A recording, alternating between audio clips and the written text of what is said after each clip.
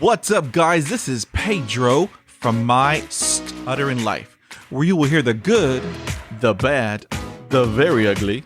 We're going to laugh, we're going to cry, but through it all, just know that you are not alone.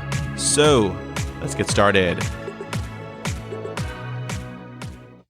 This is episode number 111, and my special guest is Cesar Aranguena. Cesar was born in Venezuela and now lives in Elizabeth, New Jersey.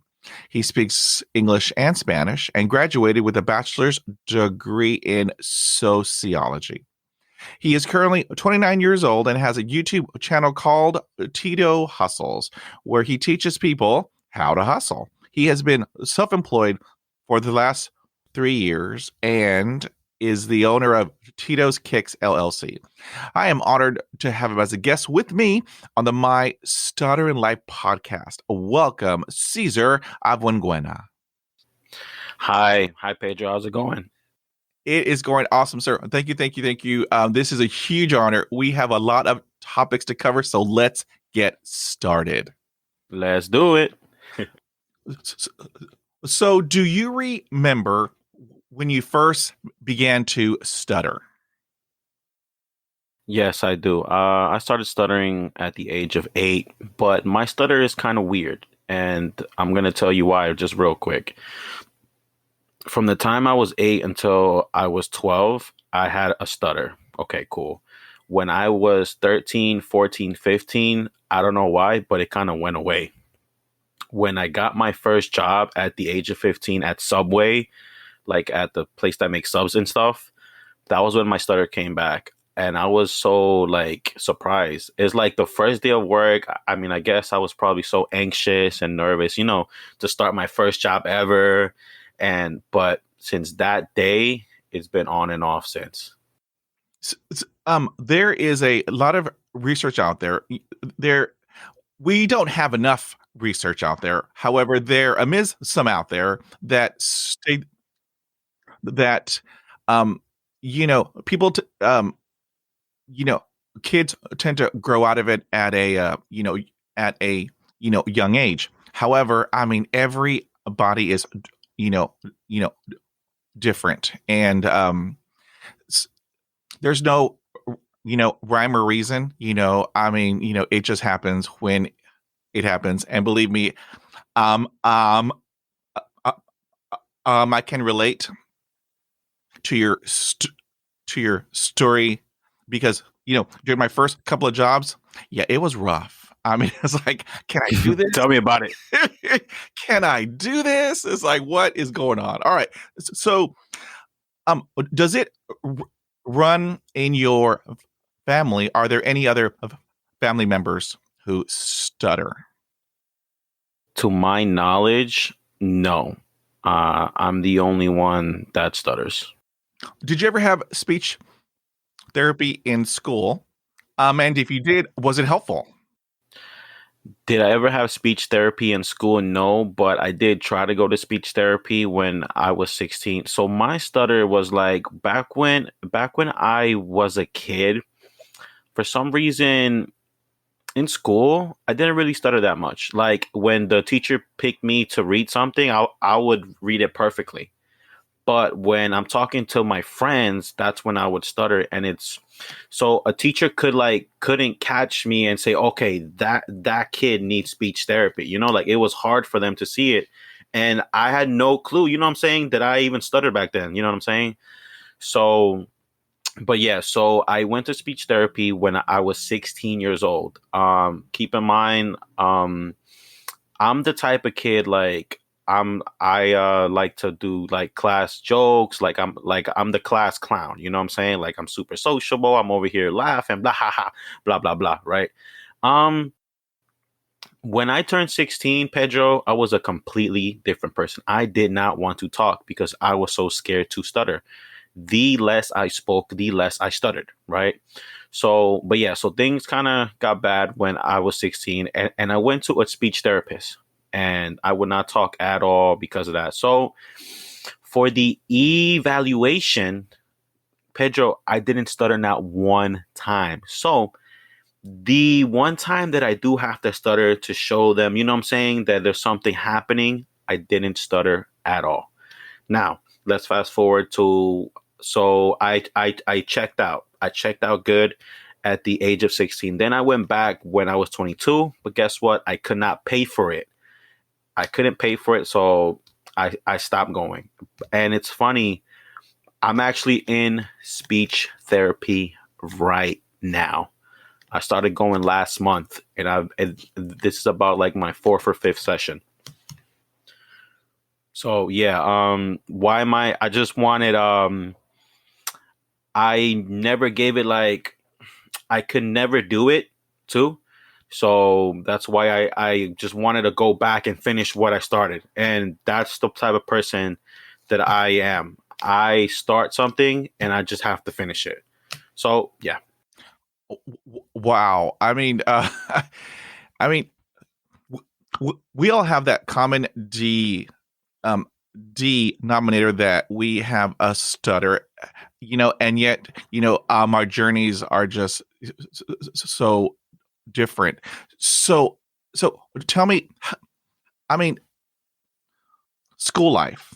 As you know, school life is, stressful, for everybody, and the peer pressure. However, you kind of had a good time in school, right?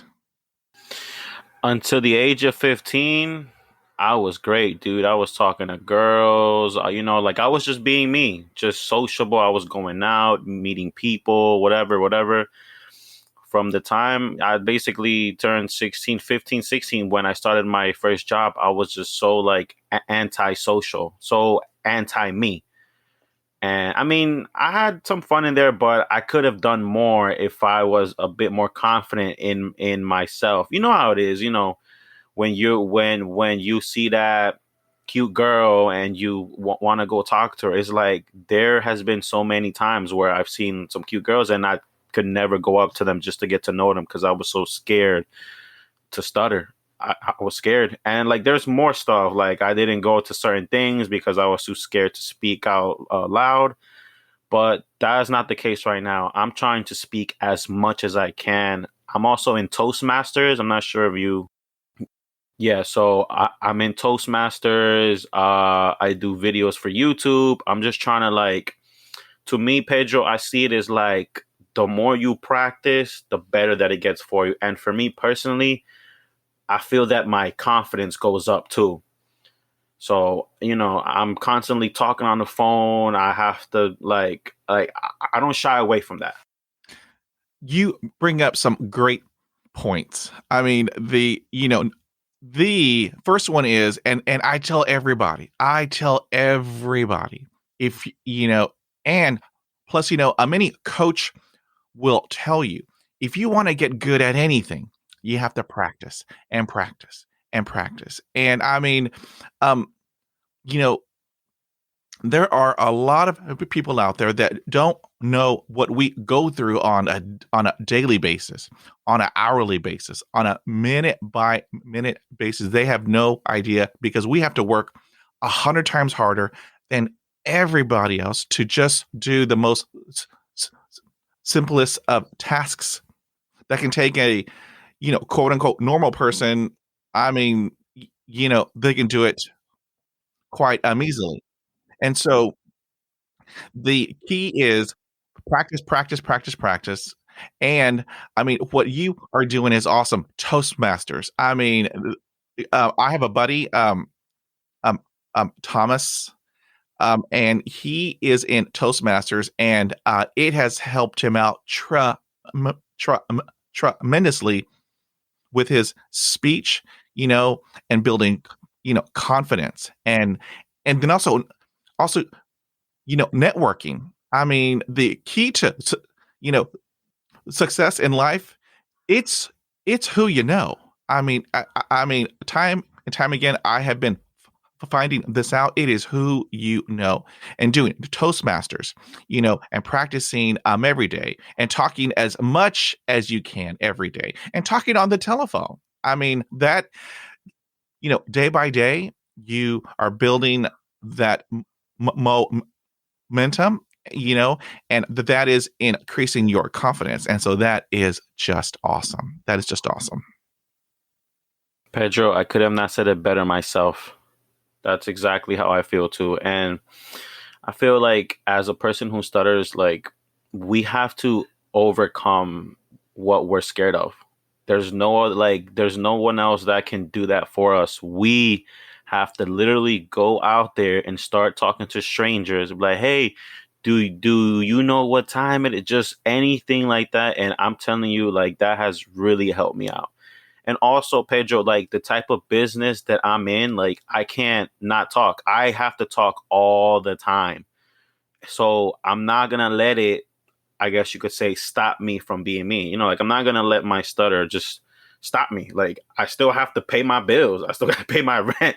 I still gotta go out there and hustle and muscle. Exactly.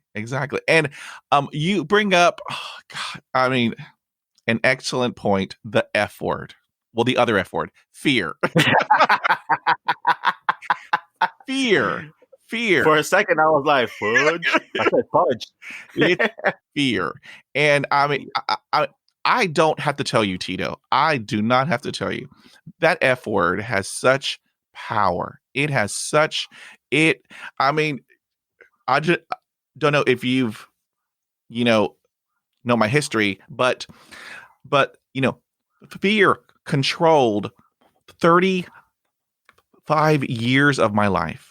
35 years. When you were talking about in school, reading out loud, you were having a great time. Oh, no, not for Pedro. No, I did that one time. I was asked to read a paragraph in school back in the late 1970s.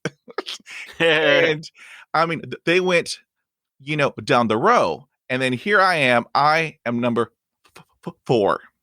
Okay. The reason why I can recall that is you don't forget that type of trauma. You do not forget you are number 4 in that row. And that paragraph might as well have been an entire book. And when I got up, because, we, had to get up, stand and read that paragraph. I mean, I stuttered on every single letter of the alphabet in that paragraph. And then I could hear in the background laughing, and, calling me a porky pig. And so for Pedro, I told myself, this ain't ever going to happen again. And so every time we had to read, out loud, I would go to the boys' restroom and just hang out in a stall. And so I did that, Tito. I did that for 12 years in school. I did it 4 years of undergrad. I did it 3 years in graduate school. I did it in the military. Plus, I did it in the corporate world. Because in the job world, I did data entry for a reason, because there's hardly any talking. And so when the admin person had to go on lunch or go on a break, they would call out, for a volunteer to help answer the telephones. I said, that's not going to be Pedro. So I would run to the men's restroom and guess what? Hang out in a stall, and, fear, I mean, it controlled every aspect, Tito. I mean, from everything from, making a telephone call, job interviews, talking to people. And I mean, it's a powerful emotion that I gave all of my power to, which in hindsight, yeah, but that was rough. Pedro, first things first, thank you for your service. And to go back into, so you remember how I told you back when I was in school how I used to read out loud? When I turned 16, I cannot do that no more. I have lost my reading out loud powers. That's what I call them.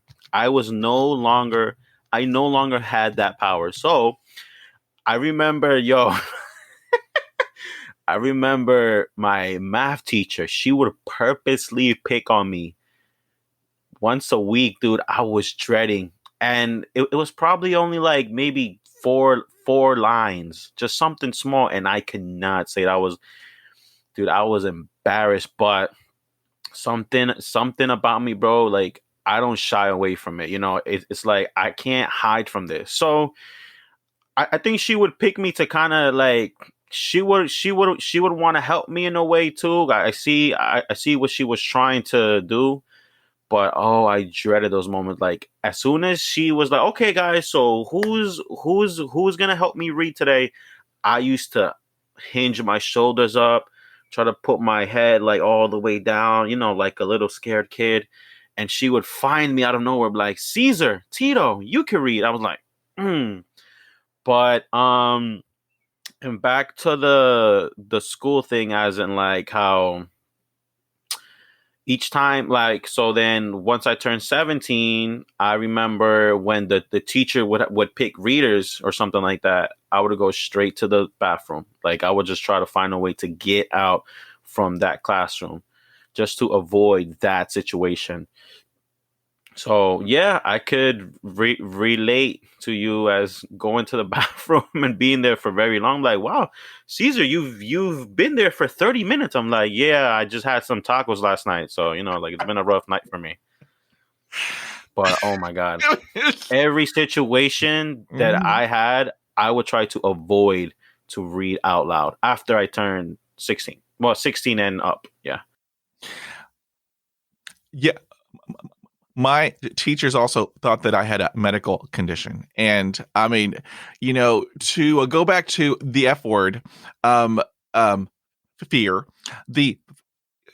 as you recall, on the first day of school, you have to give an intro. You have to stand up, give your name and where you're from and da da da. I can still recall it because again, you don't forget that type of trauma. And so I did it one time, Tito, one time. It was just horrible. And then again, hearing the laughter and name calling. And so I said, Pedro, this ain't never gonna happen again. So for the first 2 days, Tito, all through school, grade 1 through 12, in my undergraduate, all 4 years, and then my graduate, all 3 years, I missed the first 2 days of school because you have to give an introduction. So on the third day, I would just stroll on in and hide in my chair, and then I was like, okay, I'm good to go. To me, it was all about survival.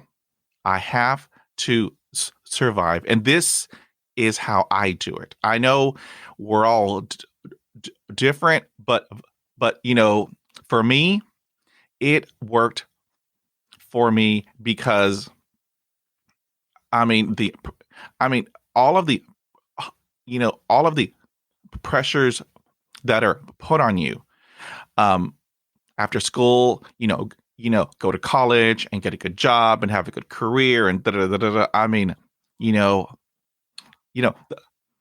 that's a lot of pressure for anybody. However, for a person who stutters, it is immense. It is immense pressure. So yeah, it was a little rough.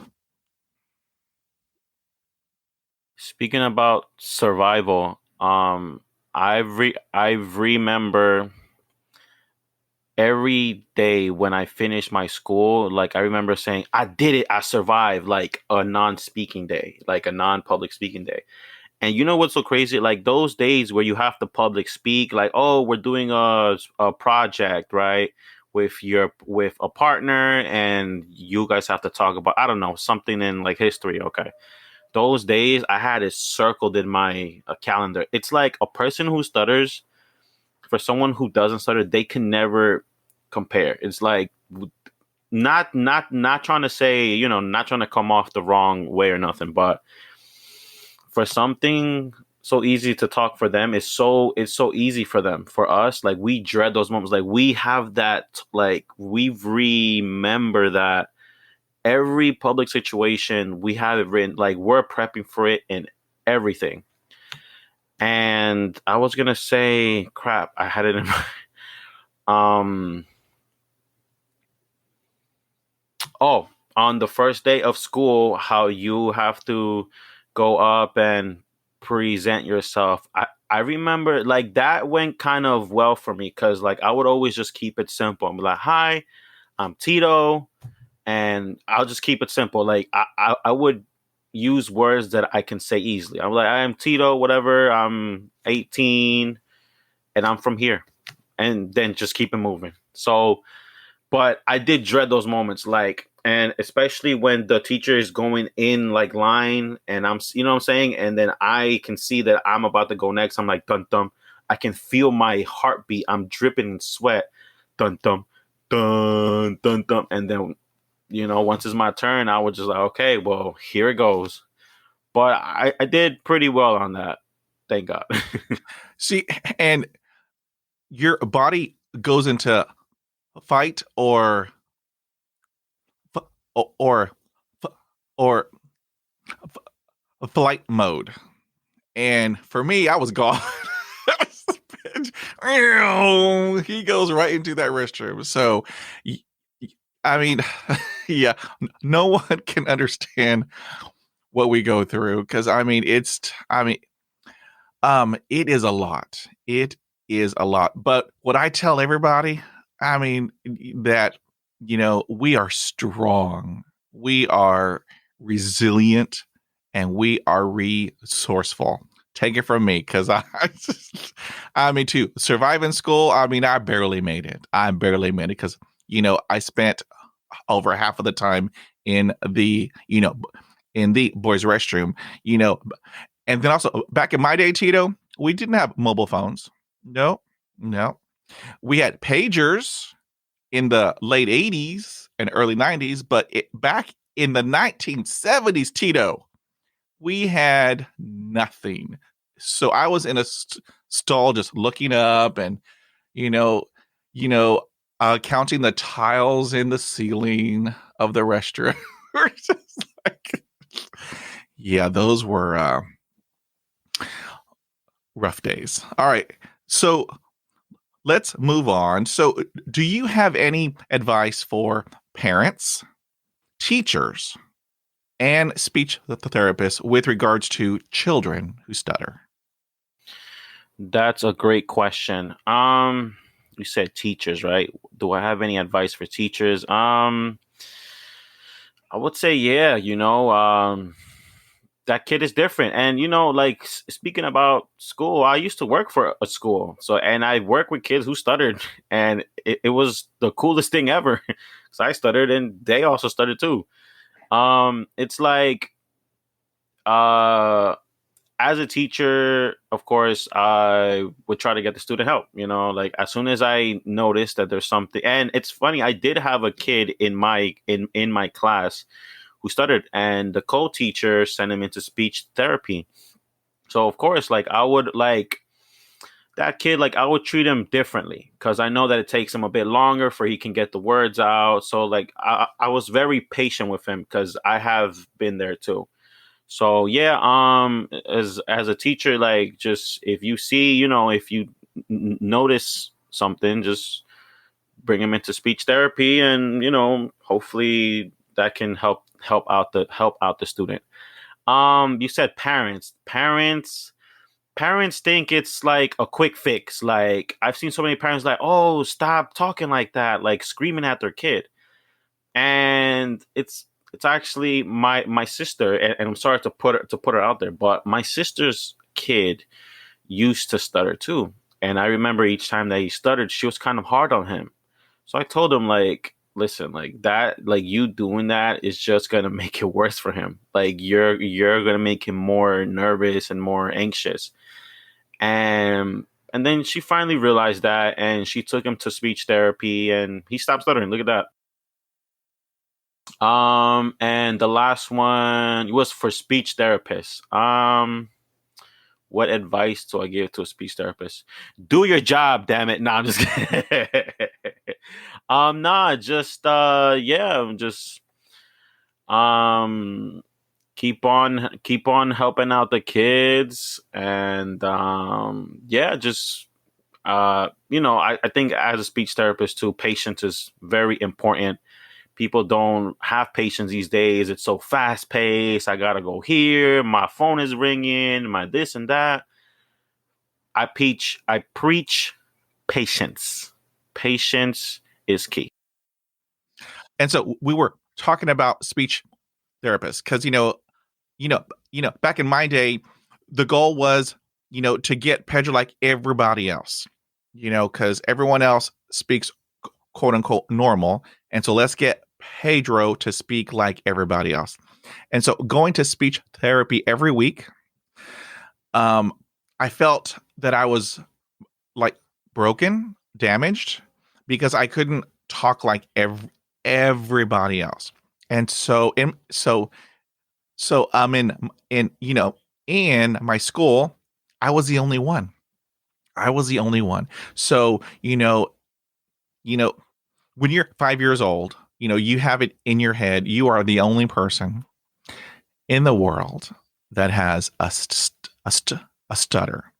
And so they have you in speech therapy because they're going to fix you, quote unquote. And, going each week into speech therapy back in the late 1970s, there was a PA speaker. And so the whole school heard it, and they would call you out, Pedro Peña to the a counselor's office for speech therapy. And it's like, holy cow. I mean, I can't catch a break. The whole school knows that Pedro has speech therapy every single week. And it's like, I mean, I could not catch a break. And so I thought I am the only one. I'm the only one in the world that has this, and they are trying to fix me. And now, in speaking to many, many, many speech language pathologists, they are now incorporating mental health, which I think is awesome. They are talking about bullying, how to handle bullies, how, they are also addressing coping skills, which is fantastic. They are also, talking about the darkness that we go through, because Tito, I don't have to tell you, we go through some serious darkness as a stutterer. So it is great now that the speech language pathologists are now doing that, because in my day I didn't have that. It's just Pedro talking to this little tape recorder and then hear yourself. Oh, okay, great. I sound horrible. All right, thank you. Next. Pedro, so speaking about that, like I remember, dang it, I just had it in my head. Okay, do you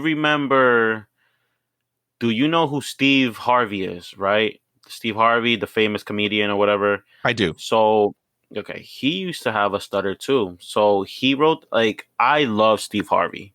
He motivates me. Like, I'm telling you, like, this guy, like, he's like one of the best. But just a quick summary. Steve Harvey had a stutter too. There's plenty of people that had a stutter, like the president, like Joe Biden had a stutter. There's so many people that I could think of, but um, I remember something about that Steve Harvey said. So when he said back when he was younger, like a little kid, he said that he had a severe stutter, like he couldn't even say his own name. So one day his teacher gave the classroom an assignment to, write, what do you want to become when you guys get bigger or older, whatever. And then Steve Harvey said that he wrote that he wanted to be on TV. That was his dream. So, okay. So then the following day, the teacher calls him up to the front of the front of the classroom. So he's thinking, okay, he probably wrote like a really good essay on that. So he thought that she was gonna congratulate him. Correct? She did the complete opposite. She embarrassed him. She said, there there ain't nobody from this town that has never been to school, that has never been on TV. Why do you think that you're going to be on TV? So clearly the Steve Harvey couldn't talk back then. So he's like, buh, duh, duh. So he said that was so embarrassing for him. And the teacher did that to him. Yo, God forbid if that ever happens to my kid. Oh my goodness. Like if a teacher purposely does that to my kid or to any kid in general, they should not be a teacher. So there is a good side to the story, I guess, because, like I don't want to just put out bad stuff. Good thing is that Steve Harvey sends her a TV every Christmas. Every Christmas, Steve Harvey sends her a TV for she can I guess that was the motivation that he needed to keep going. And the other thing that I wanted to say, I had it right in my head. I just had it right in my head. You were mentioning.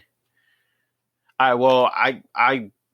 forgot about it. I had it in my head, but I can't think of it right now. But Well, okay, let me pop in real quick. Paul Harvey and I, well, he's a lot older than I am, but even though I'm 51, he's in his late 50s, I believe. Steve Harvey. Right. I'm sorry. Not Paul Harvey. He passed away. Rest in peace. He's awesome. Yeah. Steve Harvey. Back in our day, Tito, I heard that from teachers. I heard that I was slow. I heard that I was stupid. I heard that I had a form of mental retardation.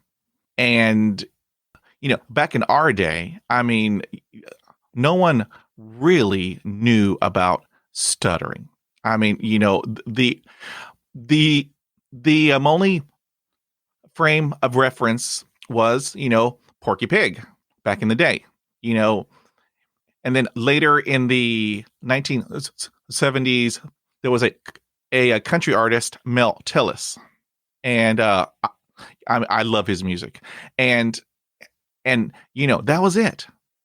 The only references. So if you hear every day that you're slow, that you're stupid, you will never amount to anything. Just stay home and collect disability. I mean, you kind of tend to believe it, after years and years of hearing this.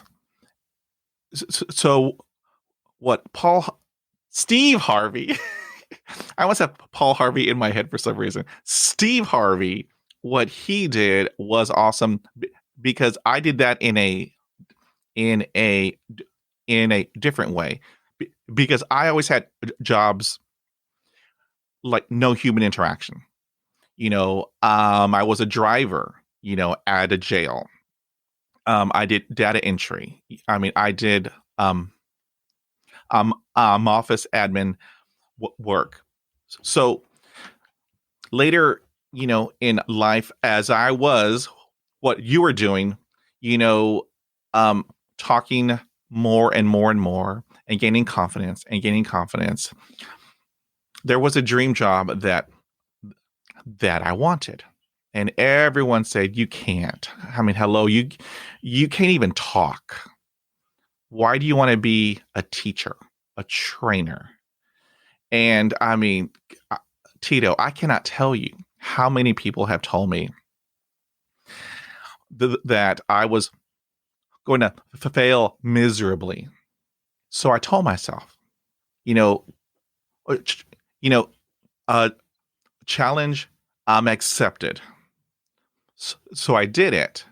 I beat out a lot of people, and now I am a trainer. And so I teach people. And Tito, let me tell you, it's the best feeling in the world.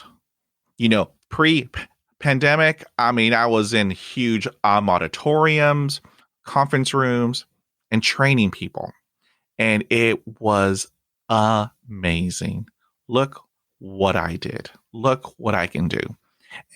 So, um, Steve Harvey and I, back in the day, we were never given a chance.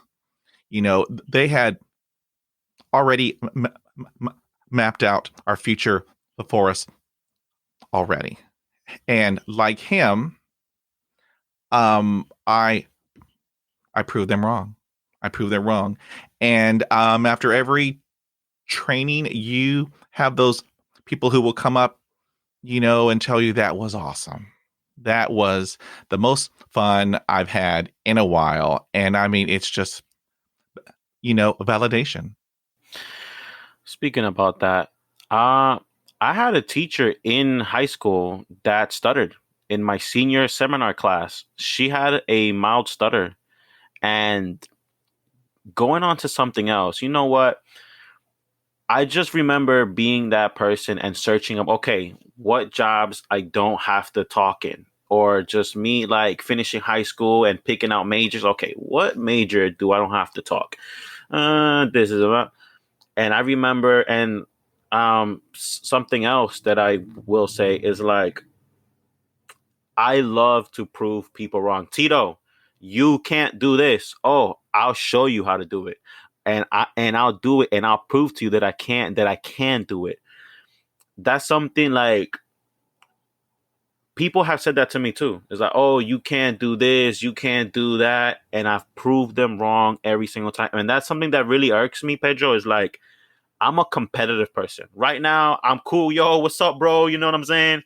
If we're playing basketball, my mindset changes. Like, I'm trying to win the game.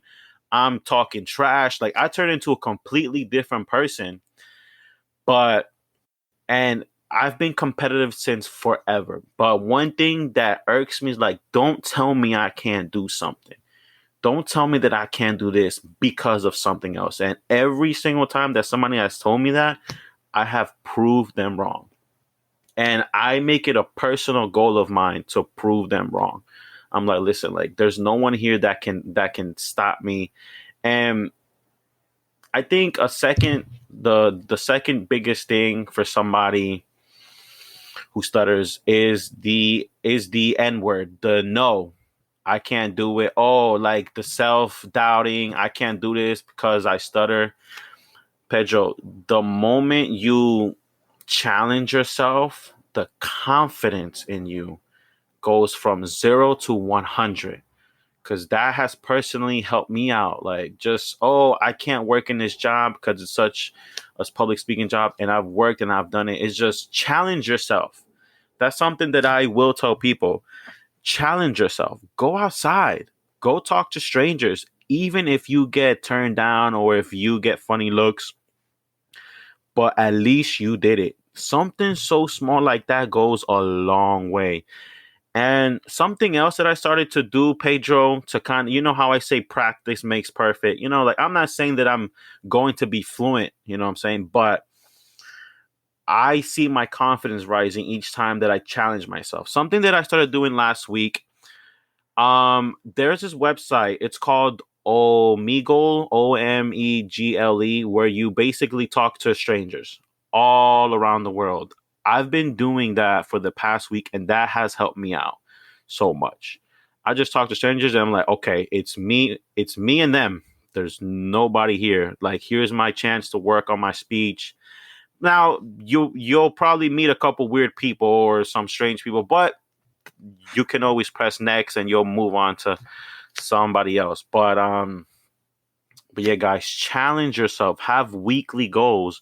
Write them down. Cross them off every single time that you finish them. I'm telling you, something so small like that goes a long way. And for someone who stutters and you're trying to be a teacher or something, I've seen stuttering teachers. My teacher in college, he stuttered. My teacher in high school stuttered.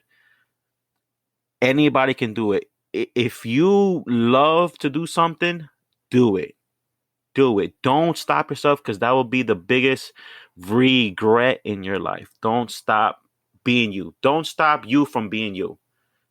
Do your thing. See, and I mean, you bring up great points. The one is, you were talking about practice makes perfect. I've heard that my entire life, and so I have come to realize that there is no perfection. However, practice does make permanent, because if you go out there, like what you're talking about, every day or each week, and go out there and step out of your comfort zone just a little bit and talk to this person, or or do a telephone order, or whatnot. If you have a win, woo, it feels great. And what I tell everybody, if you have a win, I want you to celebrate it, because you did something awesome. If you fail, it's okay. I mean, I have failed thousands upon thousands of times. However, I learn from it and I apply it to the next time. And then also, you were, talking about that negative self-talk. I had mine for 35 years. Later in life, I named him Oscar the Grouch. And I mean, I don't have to tell you, Tito, every time he would pop up, you can't talk on the phone. You cannot approach that person and say, hello, good morning. You can't do that. So why are you doing it? You don't know how to talk. And I have learned to shut him down. I shut him down, and then I go do it. And if I have a win, woohoo, Pedro gonna celebrate. And if I fail miserably, it's okay. I learn from that experience, and then I apply it to the next time, because we have to keep moving forward. Never, ever quit. Because once you do, that's when, all your hard work, everything is just going to crumble. So keep moving forward. Don't ever give up, because there are a lot of people out there who stutter, and we are just doing awesome. We are doctors and businessmen. We are high school teachers and coaches. We are out there and just doing an awesome job. So please do not give up. Always keep moving forward. Something that I will say, people, like, don't give up on yourself. And there's plenty of times that I'm like, oh, I can't make this phone call. And guess what? I couldn't make the phone call. And that was the biggest thing that bothered me. I'm like, bro, I'm not going to stop this from having me do me. So yeah, guys, don't quit on yourself. If you quit on yourself, then that's the worst thing you could do. You got to keep going, man, and trust the process. So I think I know the answer, but I will just ask you anyway. Do you think that it is important for people who stutter to have a thick skin? Yes. It's good for them to have thick skin. People aren't in your shoes, as in, like, I'm not trying to excuse them or stuff either, but it's like, for somebody that stutters, it's just different. There's people that aren't going to give you the same respect that you gave them. So when something like that happens, educate them. Like, something that irks me too, that has given me like thick skin, that helps me get the thick skin or whatever. When somebody finishes my sentence for me, I'm like, don't finish my sentence. Like, have me, like, I can finish it. I just need a bit more time. It's like small things like that, but that's why we have to educate them, because for them it's normal for them. They see it as they're just trying to help you out. So as a person who stutters, thick skin is key. Thick skin is key, because if not, like, we will be going crazy, because there's so many moments where if we didn't have that thick skin, I think we would go crazy. See, and that is a hot topic for all of us. I mean, number one, it is extremely important to have a thick skin because, I mean, ooh, like my grandma would always tell us, people are going to talk about you from the day you are born until the day that you die. Why expend all that energy into what people think about you? I mean, there's no use in it. So, what you were talking about, the hot topic of having others finish your sentences. I mean, for a lot of people who stutter, that is a hot topic because they don't want you to finish their thoughts, because what they have to say has value and it will come out. It may take some extra time, and whatnot. And in my school days, it would infuriate me because, again, I felt broken, damaged. I can't talk, and there's a person who's talking for me. That's a horrible feeling. Now that I'm older, Tito, I just turned 51. Now that I'm older, I'm tired. I'm exhausted because, as you know, stuttering is draining. I mean, the whole day, your whole body is tense. Your mind is doing all of the mental gymnastics, over the words. But, I can only talk for me. At this point in my life, if you know what I'm trying to say, it's okay to help out me. We're all different. But for me, I mean, being that I'm half of 100, I reached a point where, what? If you know what I am trying to say, and make sure you get it right, because if you get it wrong, that will not be good for you. But if you know what I'm trying to say is help you, help me, help you, because I now have an icebreaker that I use for everything. The job interviews, when I am doing a training, when I'm doing a presentation, here's what I do. It has worked every time. Hi, good morning. I'm Pedro Peña. I have a speech impediment, so I have a stutter. If at any time I get hung up on any word, give me 8 hours and the word will come out. But if you know what I'm trying to say, help you, help me, because I believe that teamwork makes the dream work. And it has worked every single time because I am letting the audience know, here's what I have. Here's what you might see. Here is what you will hear. That way, I am disclosing my stutter, plus I am educating, and that way it will let them know that, hey, it's okay if I help Pedro out, because, I have my good days, Tito, have my bad days.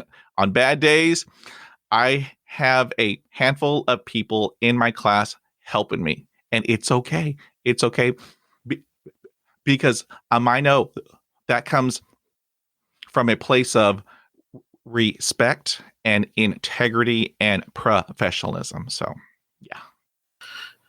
Yeah. I'm gonna go off topic just for 1 second. But I do agree with what you just said. Um, something that I forgot to mention earlier that I forgot about it, but now it's back. I was gonna tell you guys, it's like I didn't seek out help until and it's not even that. It's like I am 29 years old right now, right? I thought I was the only person who did stutter, right? Something that I will tell somebody who does stutter is like, don't be afraid to seek out help. Like, go to like a support group, like a stuttering support group, which I do go to once per week. There's the second one and stuff. There's like two of them that I always go to, and express yourself. Like, that has really helped me out. That has really helped me out. Like, just talking to somebody else who is also going through what I'm going through, who also stutters. Don't take forever to seek out help. You know what I'm saying? You are not the only one who stutters. So I started seeking out help last year. I wish I would have done this back when I was like 16 years old. When I really got, um when I really got bad, I guess. I don't know what's the right word to say, but yeah, so seek out help. Um it's really gonna help you guys out, because like I love that meeting. Like I meet so many good people there, and they just, each person's story is a bit different, so it's good to hear from their perspective on how was their life and how did they cope with their stuttering, and it just helped me out. So I just wanted to say that because earlier I had forgot, but now it came back. But back to what you were saying, Pedro, that is true. That I see that, yeah, that is 100% true. And one of the great benefits of living today is, you can Google, stuttering groups near me. And then you will have, just great local groups. There are some, national groups, who have meetups. And I think that is just awesome. Back in my day, Tito, the late 1970s and the early 80s, it's like, no, we didn't have the interwebs. No. No. I mean, gosh. My first computer, it was 1991, I believe. I had a Commodore 64. Tito, I don't know if you know about computers, but I mean, when we got that Commodore 64, I thought I was it. I have arrived. And then when I found out that my neighbors had an upgraded Commodore 128, I said, oh, no, no, no, no. I am like you, Tito. I'm very competitive. So I too got the Commodore 128. And so, thankfully now that we have the interwebs and Google and we have all that, all we have to do is just type out, stuttering support groups near me. And there are some wonderful, wonderful organizations out there to have, meetups, and just help each other, because, that's what this is all about. It's just help each other and support one another, because I believe that's why we're here, to help each other. So great point. Now here is, here is another hot topic. Okay. So, well, it's also a head scratcher, because every time I ask all of my guests, their answers are split right down the middle. So let me ask you, Tito, when you are alone, can you speak without stuttering? Yes, I can. I can speak without stuttering. And when I talk to my pets, I talk fluently. And the reason why is because, number one, my dog can talk back to me, and I guess you could. And the second thing is, like, they can't judge me. I can't judge well, I could judge myself, but my dog and my cat's not gonna judge me if you know what I'm saying. So that's, yeah. When I talk to myself, I don't really stutter. See, and so I am your opposite, Tito. When I talk to my dog, Ruby Jean, I still block, I still repeat. When I'm going over my calendar in my head, I st- I still block and repeat. So, it's just, interesting how, all of the answers are just split right down the middle. So, yeah, here I am your opposite. You know what? Speaking about that, I'm gonna tell you something funny. I had a dream. I have dreams a few times. I don't know. It's like the most random dream, right? And I remember in my dream, I was stuttering. So, like I would have figured that I'll be fluent in my dream. I'm like, like make me fluent in my dream at least. Like I remember for some reason I was stuttering in my dream too. Like, wow, I stutter in real life and in my dreams. There's nothing to get away from it. The stuttering's after me. It's like it's like a scary movie it's like Jason or something coming after you, but it's a stuttering. But that I found that so funny. And I was like, wow, I stutter even in my dreams. Look at that.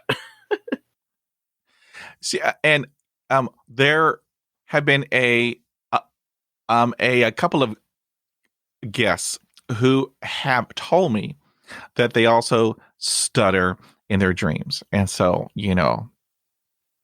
that is quite interesting. Interesting. So here is a deep topic question, and for a lot of people out there, it's controversial. And so let me ask you, because I ask all of my guests, and again, the answers are split 50-50. So let me ask you, Tito, do you consider stuttering a disability? Hell no. Because for me personally, it's not going to hold me back from me being me. Some people may consider it, and that's fine with them, but I'm just like, no, it's just a no for me. All right, cool. Okay, thank you, sir.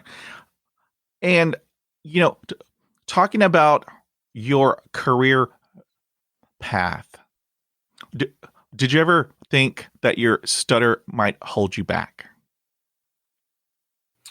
Oh yeah, plenty of times. Like I mentioned earlier, I just remember searching up jobs that I didn't have to talk that much, and I used to think that I could never be a teacher. Well, one of my, I guess, goals was to become a teacher, and I became a substitute teacher, right? And oh my god, that helped me. So like I thought that I was gonna have like the worst day ever.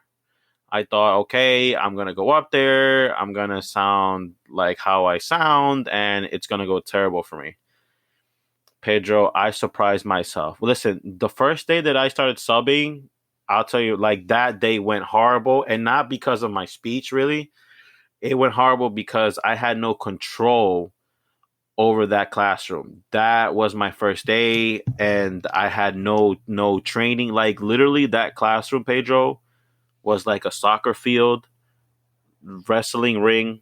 I don't know, but that day was terrible. But listen, the following day, I went right back to that same school, and I was so surprised. I was like so confident, like I was so fluent. You know what I'm saying? And that really surprised me. And I was like, bro, if you could do this, you can keep going on and on and on. But that's something that I mentioned earlier is like challenges. Pedro, I was so afraid. That was the only thing on my mind was the speaking. I have to talk to the main office. I gotta talk to the nurse. If a kid gotta go in there, I gotta talk to all these kids. There's so much talking involved as a substitute teacher, or a school worker. I was so terrified. But the most important thing for me was that I did it and I did it good. See, and you bring up a great point. the first time that we do anything. And um my first time as a trainer, ooh, I wore like extra under t-shirts because I knew that I was going to sweat like nobody's business. And so I did my breathing. And when I walked out in front of 60 people, it's like, what have I done? Can I do this? And I mean, it was difficult, Tito. There was a lot of blocking, a lot of repetition. I mean, but like you, I came back and did it again and did it again. I got better and better. I learned some great coping techniques.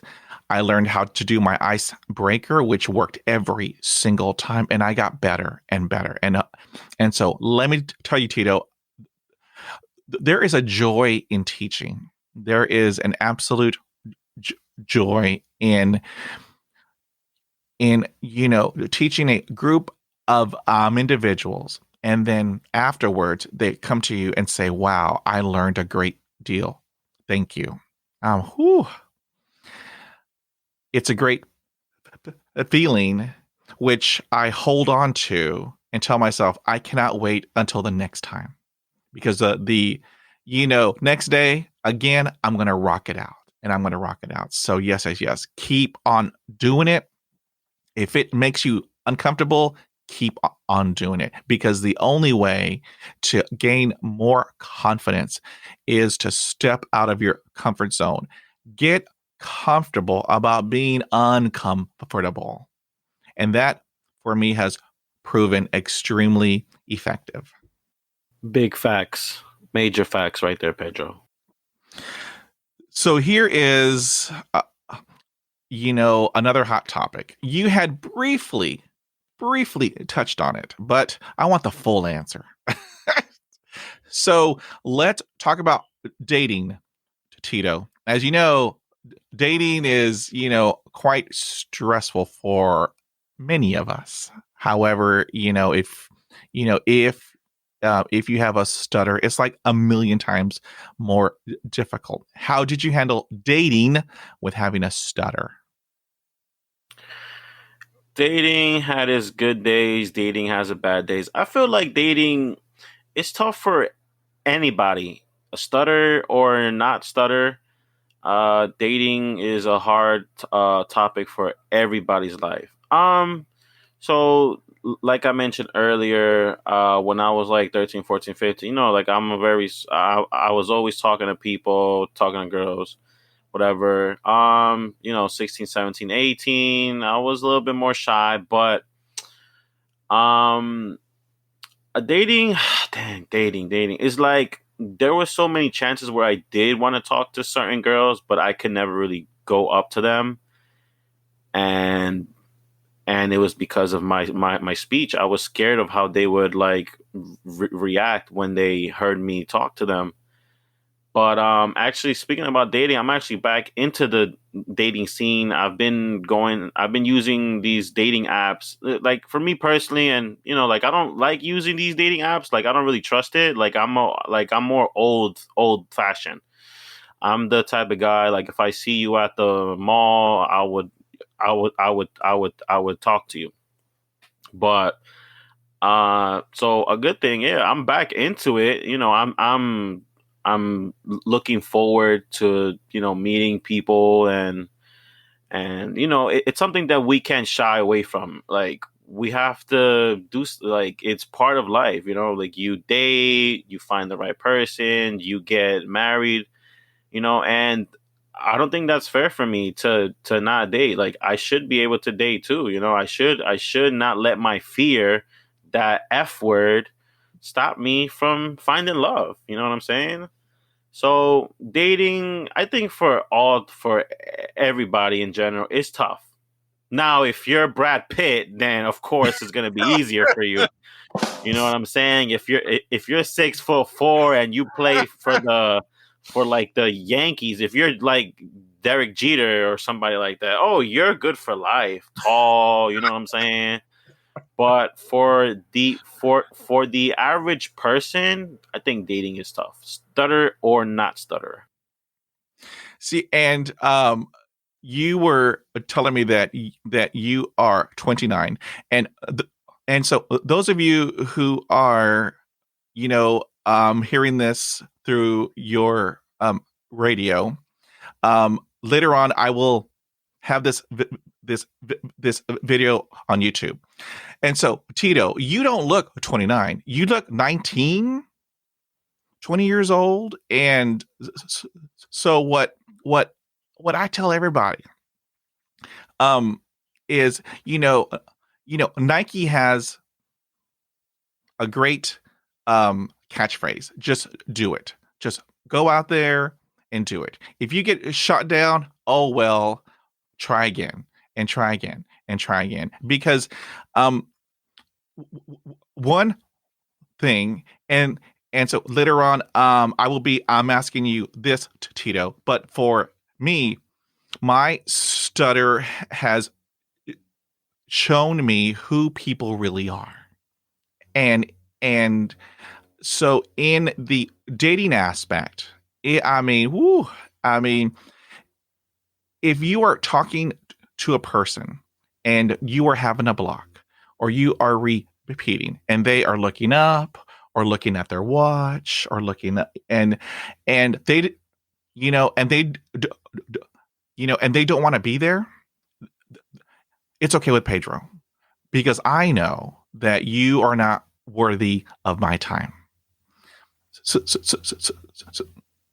So what my stutter has helped me out is that it shows me who people really are, and those whom I am speaking with that have the eye contact and the patience and the integrity.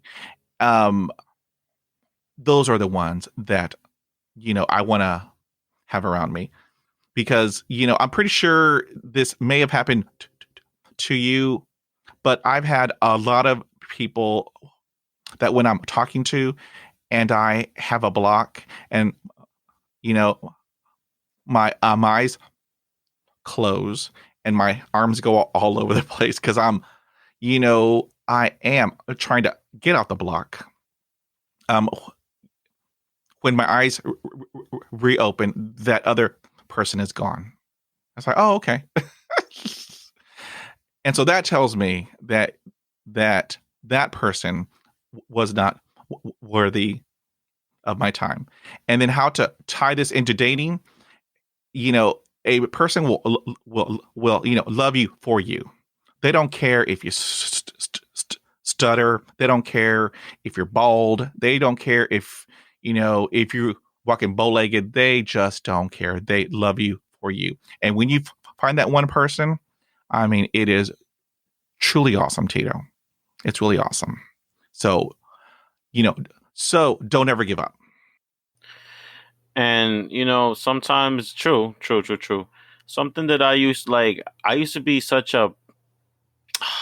to be down on myself. I used to be like, oh, you didn't get her because you talk funny or whatever. You couldn't do this because you stutter. But then it's like, and then as I got a bit older, I was like, bro, like, it's not your fault. Like, it just wasn't meant to be, and that's fine. Like, you'll meet somebody else who will be the right one for you, who doesn't care about that. But I did have a few girlfriends. My last relationship, though, it lasted about 4 to 5 years, but just things didn't work out afterwards. But I mean, it's cool. But now, ladies, if you're hearing this message, I'm single and I'm ready to mingle, and I am from New Jersey. I mean, I'm just saying, Yeah. if you want to have a conversation with me, I'm all down for it. Okay, now, Tito, this podcast is in 58 countries on 6 continents. So if your Gmail explodes from all of the emails.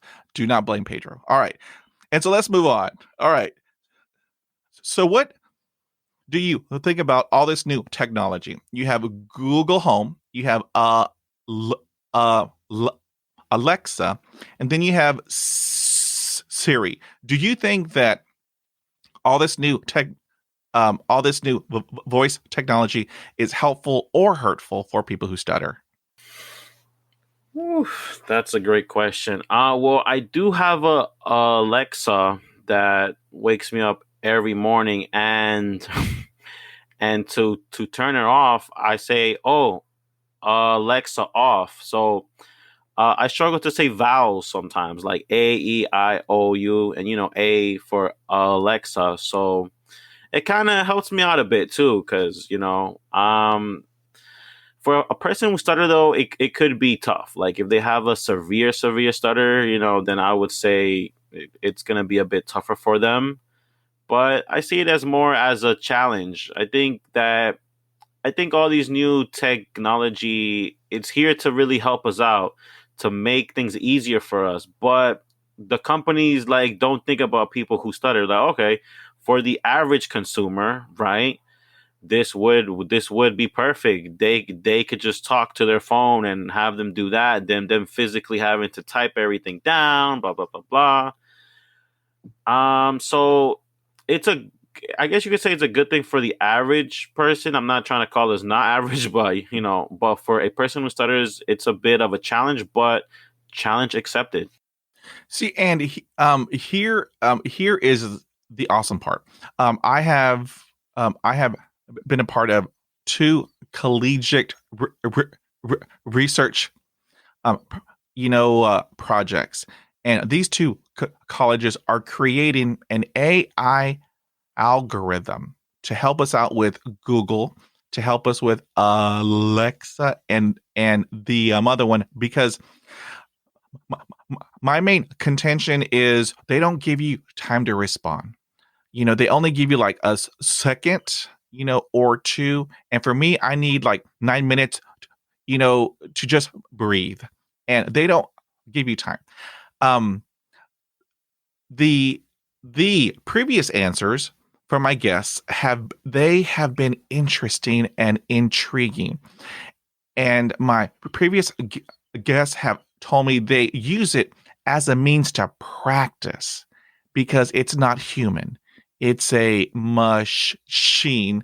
Therefore, you had made that, a correlation in talking, you know, to your pets. There's no judgment. And so here that also, pertains. They are just using it as a means to practice. And so, I think that is extremely interesting. Okay, so you may have touched on this, but I want the full answer. So, what is a challenge speech wise that you had to overcome, and how did you do it? A challenge speech wise is just coming up to strangers and talking to them. So in the type of business that I'm in, I am employed. What type of business do I do? I am a sneaker reseller. I buy and I resell like exclusive sneakers like Nike, Jordans, Adidas, all of that good stuff. So something that I have to do, I have to always talk to people. I got to talk to customers. And yeah, like I was scared to go out from my comfort zone. And sometimes I would like have to go to shows like sneaker conventions, and there's a whole bunch of people, and they're all watching you, and while you're talking and you're doing stuff and you're talking to like five people at the same time. That's something that I can never do back then. Like go to a public event like that and just talk to people. And that came with practice, and something, and I did talk about this earlier. I'm like, I'm not going to let my stutter stop me from eating. Like, am I just not going to work? I have to talk to people before I can eat. So just a quick summary about the sneaker business, because I know some people maybe don't get it and stuff like that. when a shoe comes out at a retail store, so let's say, I'm sure that you guys, I don't know what stores are down in Texas, howdy, in Texas, Pedro, but I'm sure that you guys have like a Foot Locker, a JD Sports, a Finish Line, a Foot Action, a Champs, a Snipes, a Shoe Palace, DTLR, Jimmy Jazz, a Kids Foot Locker. That's the stores that I have around me, right? So let's say if a shoe, let's talk about a shoe. Let's talk about the Jordan 1 High Mocha, right? That shoe came out November or October 2020, somewhere around this time last year. The shoe retails, Pedro, for men is 130. Sorry, men is 170. Grade school for kids is 130. Now the resale market for a men pair was about 3 to 325. The resale for the grade school pair was about 225 up to 250. Wow. So every single week, Pedro, there's a new sneaker coming out. So I would have to go to the mall and I would have to buy sneakers. But now there's rules and everything like that. If you want to buy a sneaker, it's just one per customer. So there's one for you, there's one for me. Pedro, you can't go into Foot Locker twice and try to get the same pair. They will not sell you the second pair. And there are some people that are, what? What, really? I can't go back into Foot Locker and buy a second pair. So something that I'll do, I'll bring my friends and my family to come with me to get more pairs. Basically, the more pairs that I get, the more sneakers that I sell. So in doing that, sometimes, Pedro, I can't bring my friends and my family to help me get sneakers. So guess what? I'm forced to go outside of the store and just talk to strangers. That was so hard for me to do. Like, talk to a complete stranger and say, "Excuse me, sir, I'm so sorry to bother you. Can I ask you for a quick favor?" And then, well, first of all, they're scared. Oh my God, there's this guy coming up to me. He's probably gonna rob me. Like, sir, can you do me a quick favor and just buy a shoe for me? I'll hand you my credit card, and I'll tell them why. I'm like, oh well, I'm trying to get a second pair, but there's rules where I can't get a second pair because it's only one per customer and stuff like that. Now, some people just walk away. Some people think it's a scam. And sometimes, like, I've stuttered severely. So you know how that is. If you're talking to a stranger and you're trying to get something, and I get super anxious too. But lately, Pedro, I've been just like, each time that I get a shoe in, I get more and more confident. And I just remember shying away from that, from trying to just talking to strangers and having them buy more sneakers for me. And you know, the same thing that I spoke about earlier is like challenging yourself. And that, now, hold on, now something that I could do, Pedro, I could go to Mall A, Mall B, Mall C, Mall D, and get one pair from each mall. But Pedro, that takes too much work. Like, I have to drive over here. I can get all of my pairs from one store than me having to drive for hours and hours and go to every single mall. And also, like, for this business, there's a lot of competition. There is a lot of quote unquote resellers like me. There's a ton like me that go in the store and they bring their friends and family to get sneakers for them. So something that has helped me out is, like, instead of me going to 5 malls to get 5 pairs, I stay in that one mall and I get the 5 pairs from that mall. So, dang, I forgot the question because I'm going off topic. I'm crazy. No, I mean, you were talking about it. You know, that was a challenge that you had to overcome in talking to strangers. Yeah, that true. So when it came to that challenge, like, that has really helped me out to overcome that challenge. Like, I have to talk to strangers. It's part of this business. Sometimes there's people that see me coming out the mall with sneaker bags, and customers are like, "Hey, do you sell sneakers?" And I'm forced into it. So yeah, I'm challenged to it, and I'm down for that challenge.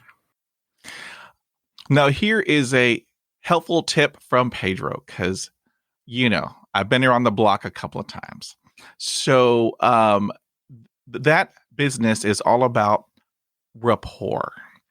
If you can build rapport with one of the managers, or possibly one of the, franchise owners, that may be beneficial also, because the name of the game is, who you know.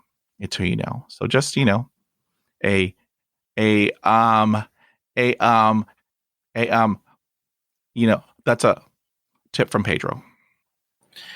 Pedro, thank you for that tip. And speaking about that tip, Pedro, I actually do have a few managers who I do work with. And Pedro, man, if I tell you the dark side about the sneaker game, we will be here all day. But I'm gonna make this as short and sweet as possible, right? So I told you earlier how stores is only one per customer, right?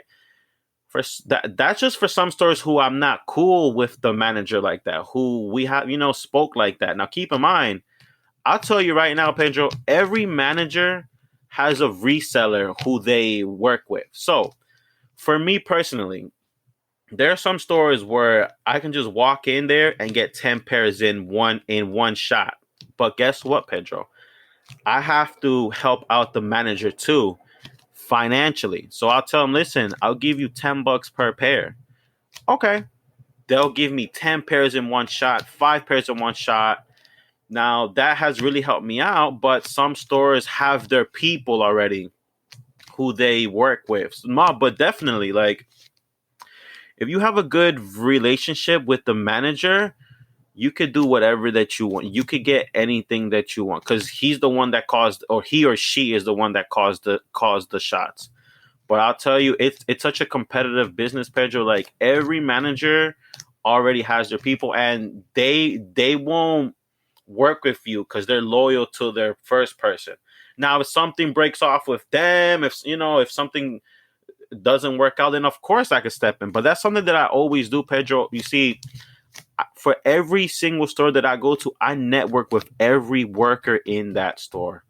I follow them on social media because I see their stories, and sometimes, like, if you work at a Foot Locker, Pedro, let's just say, and if you see a shoe that you like that just came in, I'm sure that you'll post it on your story, be like, oh, look at these nice shoes.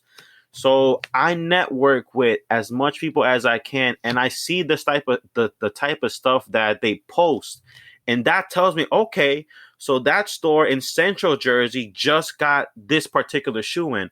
That store in North Jersey just got that shoe in.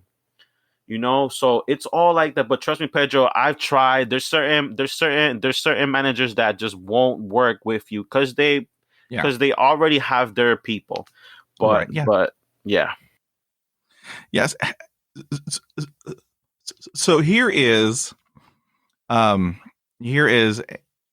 a deep question. And so let me ask you this. So do you think it's okay to stutter, or is it important to keep chasing the fluency gods? That question would really have to be based on person to person. Like for people who accept it, you see, for me, Pedro, I haven't fully accepted my stutter because there's been times where I've been fluent, I've been not fluent. It's like it's been on and off, and I've been learning to accept it more. I'm like, listen, like this is part of me. Like, I am gonna have my fluent months, and I'm not gonna have my fluent months. But listen, like there is no cure for stuttering, but you can improve your speech. And I have seen people that have improved their speech, like in those support groups that I go to. Like from the time that I started and from the time now, I've seen like a lot of people improve their speech. They still stutter on a few words, of course, but I don't know. To me, like I don't think there's a cure for stuttering, but I've seen people improve on the speech. So it really depends on the person. If they accept their stutter, if they don't accept it, then I guess they won't practice on it. And I do know people that just accept it. That okay, I'm gonna stutter and I'm never gonna get better, whatever, whatever. But something that I will say is like you gotta always practice though, because the practice really does help you out just to sound a bit better. I'm not saying that you're gonna be cured or quote unquote cured. Like I'm not saying that we're sick or anything, but um, you guys have that comes between within. Accept it. See, and for me, at the age of 40, that's when I had my what Oprah calls the the um aha moment. So on my birthday, 40 years old, I woke up and I told myself, I'm done. I'm tired. And at that point, uh, uh, I embraced my stutter. It it it doesn't define who I am. I haven't given up, but I embraced it. I'm Pedro and I have a stutter. But you know what? I love Pedro. Pedro is awesome. So that morning, I had all of these huge emotions. I cried, I laughed, I got angry. But after all of that roller coaster of emotions, after I said, Pedro, I love you. You're awesome. You just have a stutter. Tito, 35 years of guilt and shame and embarrassment left me. It was, I'm like, holy mac and cheese. And from that day onward, I told myself that, if I have a block or, it, it, if I repeat, I'm going to stop, I'm going to breathe and carry on. And if there are people who laugh at me, it's okay. If you laugh at me because I'm having a stutter, that is on you. Okay? If you have to make yourself feel better by laughing at me, that is on you, because hurt people. I know that Pedro is awesome. And from that day onward to Tito, life had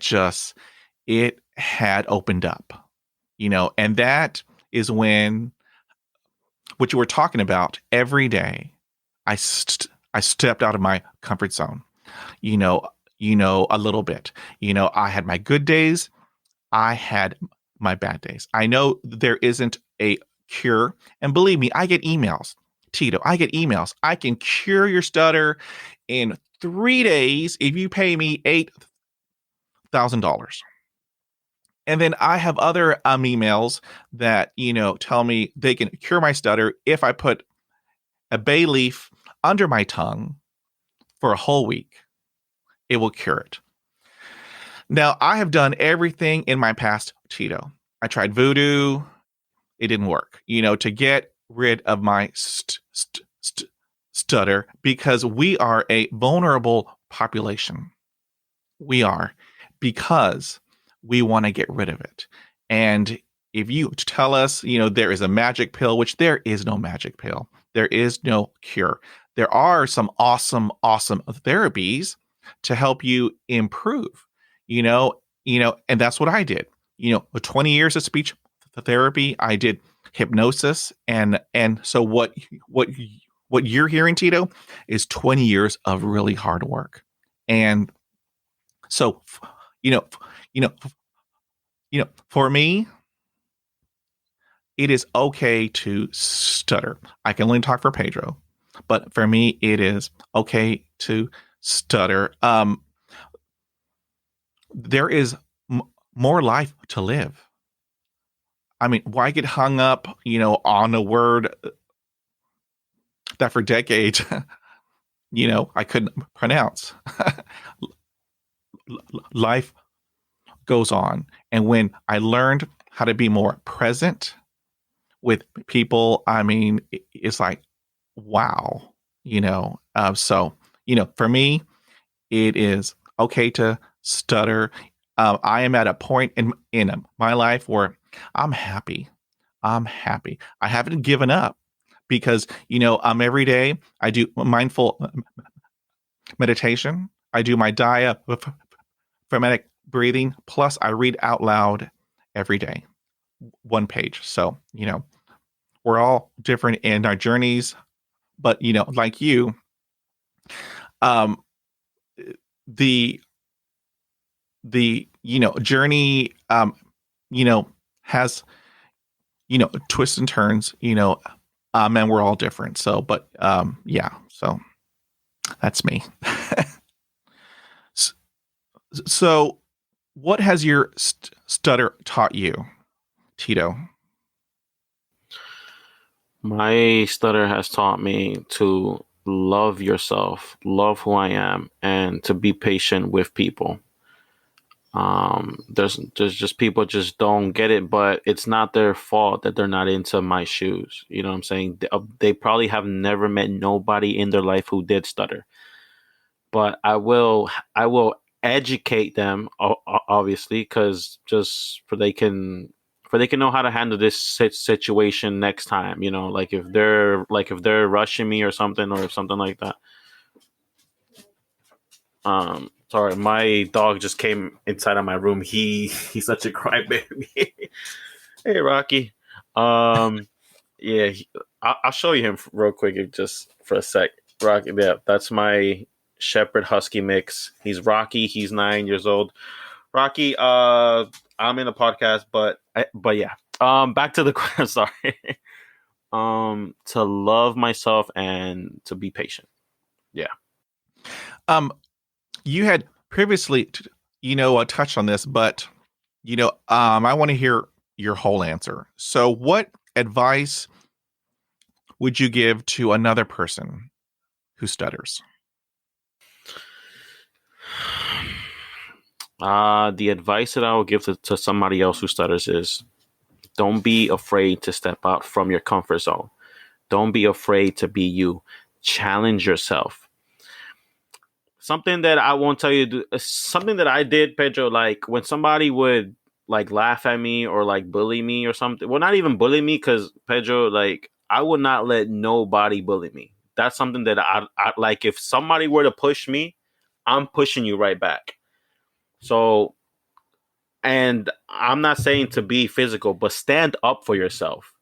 Like if there is somebody making fun of you, nah, you gotta confront them. You gotta let it. Well, I think so. I'm not saying that's the right thing to do, but in my opinion, you have to correct people. Um, I would say keep doing what you keep challenging yourself.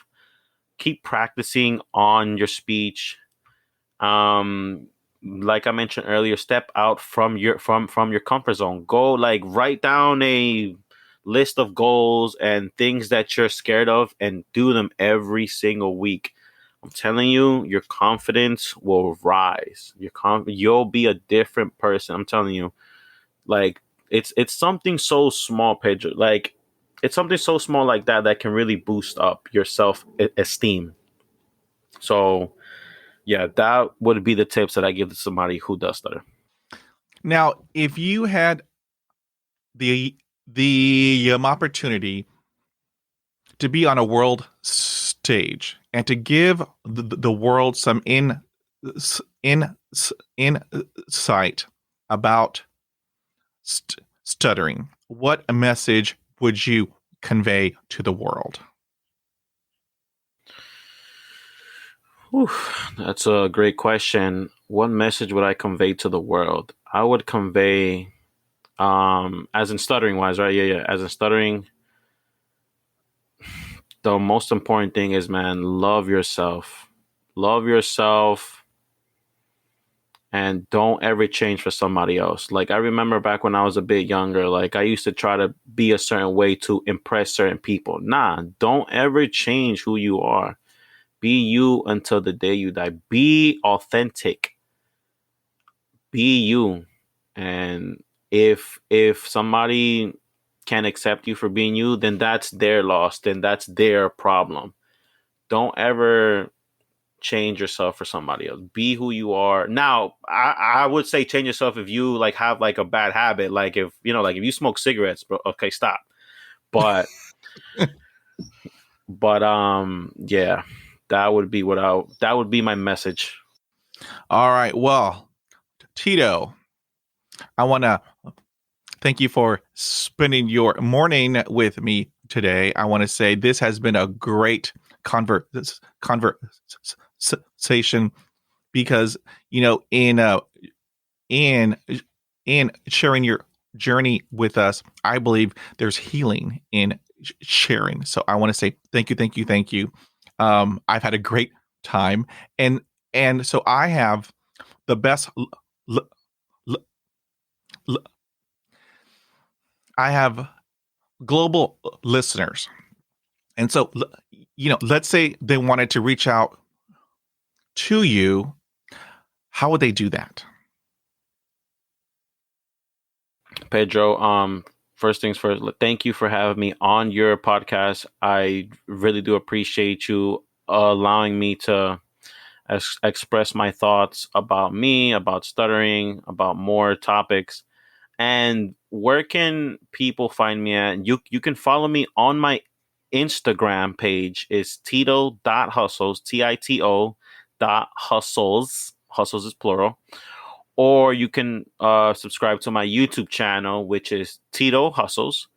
And just a brief summary on what my YouTube channel is about. I'm the type of guy that I always have been into hustles. I used to fix phones, candy machine business. I blog for Lyft, Uber, DoorDash, Instacart, Shipped. I had a candy. No, not. I had a ice cream machine. No, I had an ice cream cart business. Those guys with like the little bell and with the cart. I've done so many side hustles, and my channel is about basically teaching people how to be their own boss, how to start their own business in all types of businesses. So I just hope that my videos can help people out. And I'm not sure if I mentioned earlier, but I started my own business, and it took me a while to get started, but I preach something that I preach in my channel, and just like really, really quick is like freedom. You know what I'm saying? I don't knock people. I don't knock somebody that works. That's totally fine. I totally get it. Like, if I totally get it. We all have our own dreams, but my dream has never been to work for somebody else. I'm trying to do my own dreams, and that's something that I put out in my videos. Like, listen, like, to work is fine. There's nothing wrong with it, but have something on the side. Have a custom t-shirt business. Anything that you do legally, right? Have something on the side just in case if something happens to your job, where you lose a job, or something happens that you can't work there no more. I don't know. Sometimes things in life come up last minute. So yeah, so have your job, but don't forget about that side hustle, that side income. Just a little tip. All right, Tito, I wanted to say thank you, thank you, thank you one more time. Down the road, let's do this again, because I want to expand to more business, and that way we can have you on again, and then teach us your techniques and tips. All right, sir. Pedro, I'm so down. Thank you once again. And like, if it was up to me, Pedro, like, I would have you here all day. And I definitely don't want to keep you here all day because I have so many thoughts. But thank you once again. And sorry about my dog, Rocky, bad boy. sorry about my dog coming in. But no, thank you once again. I really do appreciate it. And I hope that this podcast can help somebody else out, which is the most important thing to me, is to help people out. How cool. Thank you, sir. You have a great day. Take care, be well, and stay safe. Thank you. You too. And God bless everybody. If you like this podcast, head on over to Apple Podcasts, subscribe, rate, and review. Thank you for listening, and we will talk again.